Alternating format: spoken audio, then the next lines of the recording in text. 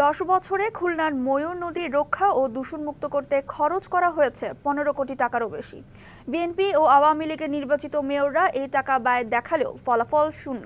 দূষণে মৃতপ্রায় নদীটি বাঁচাতে আবারও সিটি কর্পোরেশনের খনন কাজ পরিচালনা করছে। দূষণ রোধে নেওয়া হচ্ছে প্রকল্প। কিছুদিন আগেও কচুরিপানা ও আবর্জনায় পরিপূর্ণ ময়ূর নদী এখন অনেকটাই দৃশ্যমান আবর্জনা মুক্ত।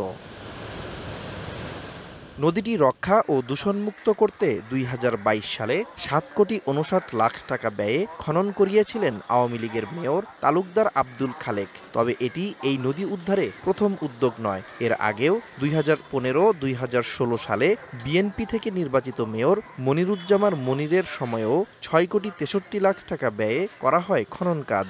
2 দফা কাজ নিয়েই অনিয়মের অভিযোগ রয়েছে নগরবাসীর। একনন সোপ, দেশের নম্বর 1 হালাল অ্যান্টিব্যাকটেরিয়াল সোপ, ন্যাচারাল ব্যাকটেরিয়ালাইসিসের সুরক্ষায় ফ্রেশ ও অ্যাক্টিভ সবসময়। তাদেরকে কাজ দেওয়া হয়েছে, যেখানকার মাটি উঠিয়ে সেই মাটি আবার পড়ে এসে আপনার সিল্ড হয়ে গেছে এই পুরো ময়ূর নদীটা। স্বাভাবিক নিয়মে, প্রাকৃতিক নিয়মে এর জোয়ার ভাটাটা ঠিক মতন যেন থাকে। নাব্যতা ফিরে পায়নি, পাওয়ার জন্য আগামীতে নতুন উদ্যোগ নিয়ে পুনর্খনন করতে হবে। ভয়াবহ দূষণের শিকার এই নদীর পানিতে প্রাণীর অস্তিত্ব নেই বললেই চলে। নগরীর ড্রেনের পানি প্রতিনিয়ত পড়ছে এখানে। পরিবেশের ভারসাম্য রক্ষায় নদীর দূষণ রোধে প্রকল্প হাতে নেওয়ার কথা বলছে সিটি কর্পোরেশন।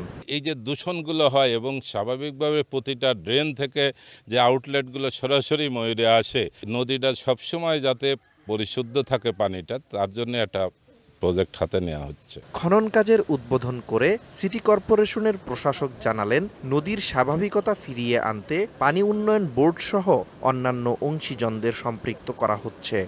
বিভিন্ন স্টেক হোল্ডারের সাথে আমাদের আলোচনা হয়েছে। আমাদের লক্ষ্য উদ্দেশ্য হলো যাতে এটা স্থায়িত্বের রূপ নেয়। আমরা আজকে যে ড্রেজিং কার্যক্রম উদ্বোধন করলাম, এটার বিষয়ে আমাদের একদম প্রখর দৃষ্টি থাকবে। খুলনা নগরীর পরিবেশের ভারসাম্য রক্ষায় ময়ূর নদীকে বাঁচিয়ে রাখা জরুরি মনে করছেন নগরবাসী।